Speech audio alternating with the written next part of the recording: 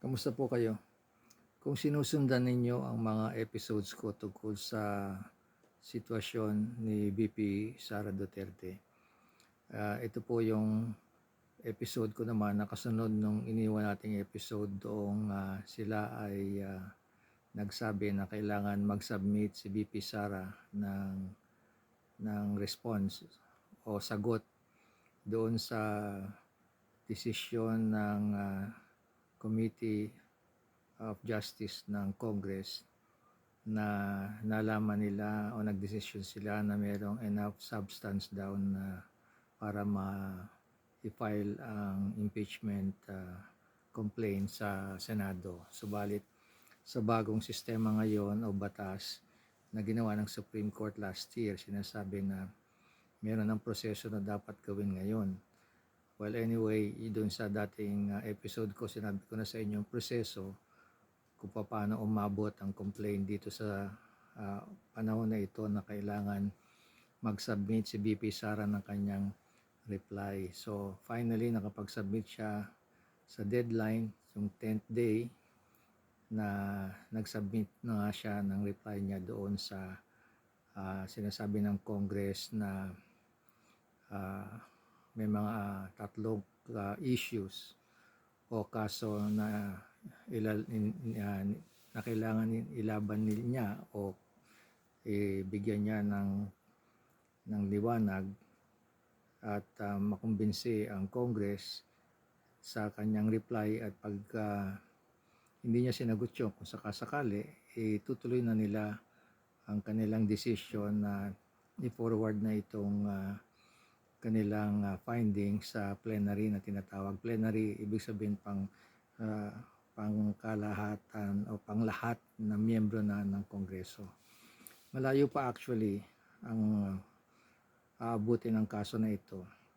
But to summarize, ang sinabi ng VP Sara team na bilang sagot nila na number one, sinasabi nila na wag nang ituloy itong impeachment na ito dahil unang-una, sabi nila hindi daw karapat-dapat na ituloy ito dahil sa tingin nila ang mga accusation sa kanya ay kaulitan, yung repetition lang na nangyari nung isang taon. So, parang inulit lang.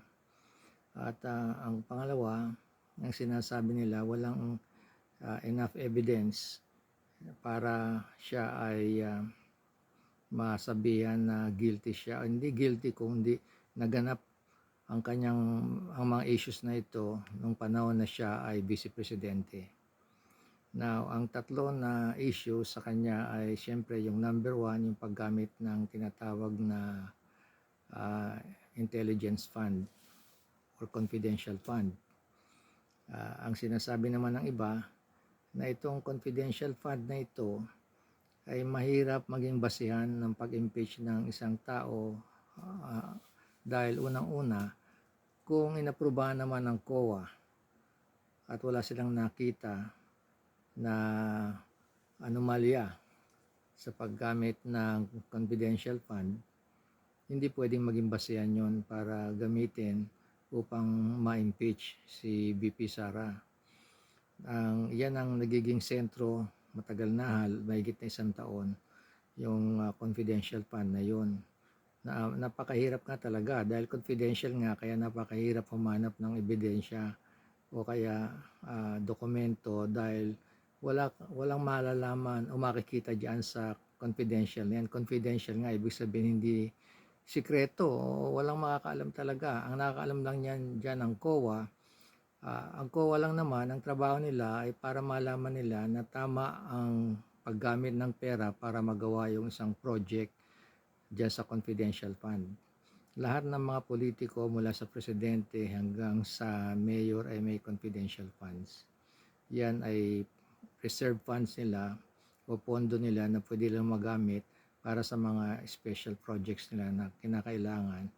Siyempre, para sa pagkagawa ng kanilang duties at ma-perform nila ang kailangan nilang gawin. Okay, yun ang number one. Ang pangalawa naman, yung sinasabing misappropriation ng pondo nung siya ay nasa Department of Education din at naging sa Vice Presidente daw, may mga misappropriation lang daw.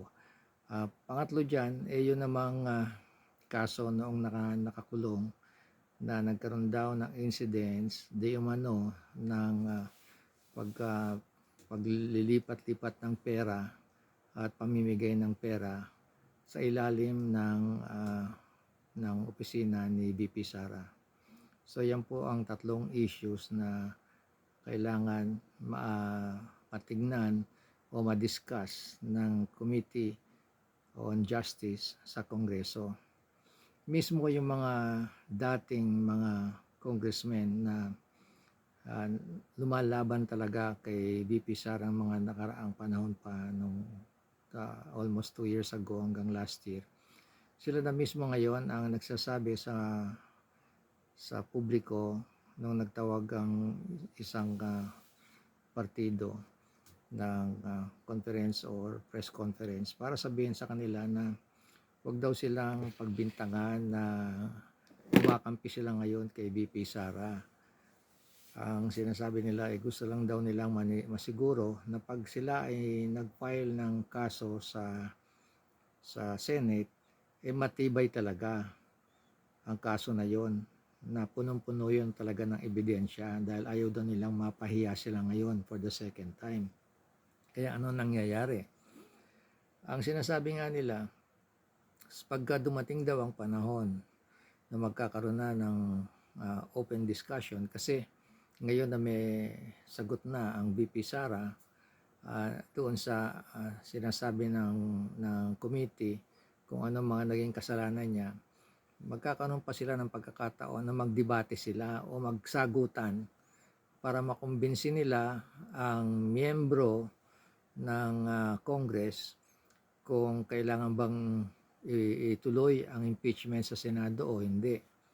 Yan, aabangan natin yan siguro sa mga darating na araw kung kailan yan ay ipupubliko. Tignan na lang natin.